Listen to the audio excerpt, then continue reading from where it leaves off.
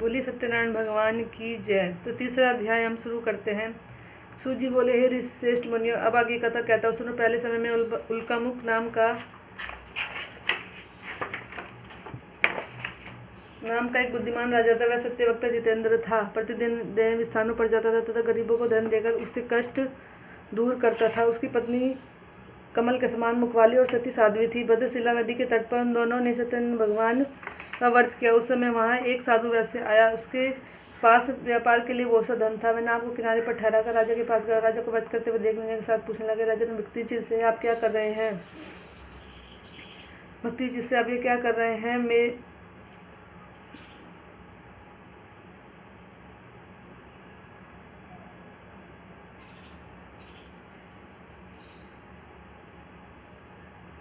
मेरी सुनने की इच्छा, सो आप यह मुझे बताइए। राजा बोला, हे साधु, अपने बांधवों के साथ पुत्रादि की प्राप्ति के लिए महाशक्तिमान सत्यनारायण भगवान का व्रत पूजन किया जा रहा है। राजा के वचन सुनकर साधु आदर से बोला, हे राजन, मुझे सबका विधान बतलाओ। मैं आपके साथ कथा अनुसार इस व्रत को करूंगा। मेरे कोई संतान नहीं है, इससे निश्चय ही होगी। तथा राजा को सब विधान सुनकर व्यापारी निवृत्त आनंद के साथ घर गया और साधु ने अपनी स्त्री से संतान देने वाले उस उत्तम व्रत का समाचार सुना और कहा कि जब मेरी संतान होगी तब मैं इस व्रत को करूंगा। साधु ने ऐसे वचन अपनी स्त्री लीलावती से कहे। एक दिन उसकी स्त्री लीलावती पति के साथ आनंदित हो सांसारिक धर्म में प्रवृत्त होकर सत्यनारायण भगवान की कृपा से गर्भवती हो गई तथा दूसरे महीने में उसने एक सुंदर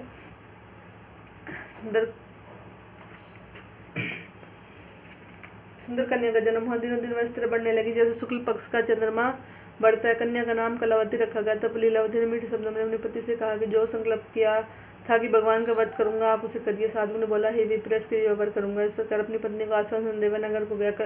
कलावती पितृज्ञान विधि को प्राप्त हो गई। साधु ने सब नगर में अपनी सखियों के साथ अपनी पुत्री को देखा तो तुरंत दूध बुलाकर कहा, पुत्री के वास्ते को सुयोग्य वर देखकर लाओ। साधु की आज्ञा पाकर दूध कंचन नगर पहुंचा और वहां बड़ी खोज कर देखभाल कर लड़की के लिए सुयोग्य वाणिक पुत्र को ले आया। उस सुयोग्य लड़के को देखकर साधु अपने बंधु बांधवों सहित प्रसन्नचित्त अपनी पुत्री का विवाह के साथ कर दिया।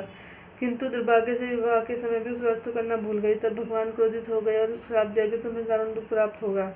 अपने कार्य में कुशल साधु बनिया जमाता सहित समुद्र के समीप स्थित रतनपुर नगर में गया और वहां दोनों ससुर जमाई चंद्रकेतु राजा के उस नगर में व्यापार करने लगे। एक रोज भगवान सत्यनारायण भगवान की माया से प्रेरित कोई रोज राजा का धन चुराकर भागा जा रहा था।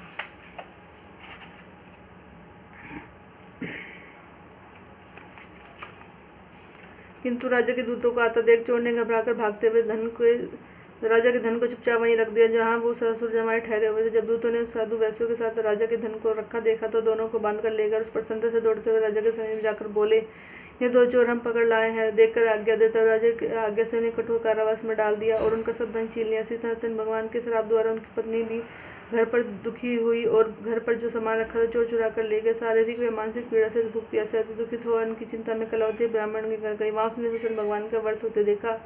फिर कथा सुनी तथा प्रसाद ग्रहण कर रात को घर आई। माता ने कलावती से कहा, पुत्री अब कहाँ रही व तेरे मन में क्या है? कलावती बोली, हे माता, मैंने एक ब्राह्मण के घर से सत्यनारायण भगवान का व्रत देखा है। कन्या के वचन सुनकर लीलावती भगवान के पूजन की तैयारी करने लगी। लीलावती ने परिवार और बंधुओं सहित सत्यनारायण भगवान का पूजन किया और वर मांगा, मेरे पति और दामाद शीघ्र आ जाएं। साथ ही प्रार्थना की, हम सबका अपराध क्षमा करो। सत्यनारायण भगवान के इस व्रत को संतुष्ट हो गए और राजा चंद्रकेतु को स्वप्न में दर्शन देकर कहा, हे राजन, दोनों वैश्यों को प्रातः ही छोड़ दो और उनका सब धन जो तुमने ग्रहण किया दे दो, नहीं तो मैं तेरा धन राज्य पुत्रादि सब नष्ट कर दूंगा। राजन से ऐसे वचन सुनकर भगवान अत्यंत ध्यान हो गए।